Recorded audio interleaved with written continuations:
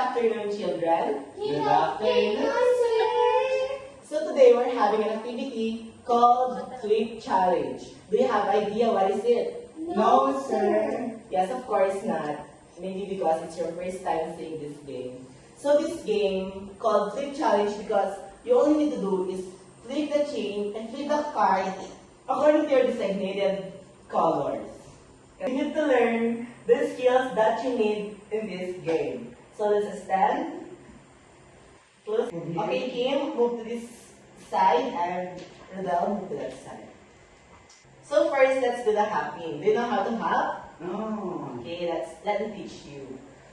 First, lift your left foot, bend your right foot, push up and land with the same foot. Okay, let's do it again. Lift your left foot, bend your right foot, and push up and land on the same foot. Yes, very good. That's hopping. And next, so are we done with the skill development? And so first, let me show you how to do it or how to play this one.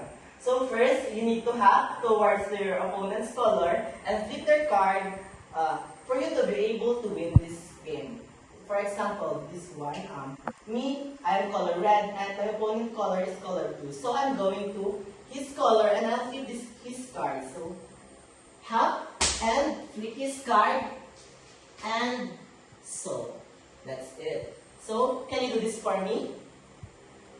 Just try it, okay? 5, 6, 5, 6, 7, go!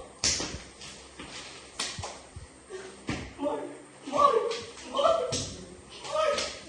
Very good, very good. In this game, you only have 15 seconds, and the player who flips more cards will be the winner. Kim will be the color red, and Rodel will be the color blue. So you only have 15 seconds, and as I say go, you go towards your opponent's card and flip their cards. And as I say go, you start. Okay? 15 seconds. It starts from now. Go!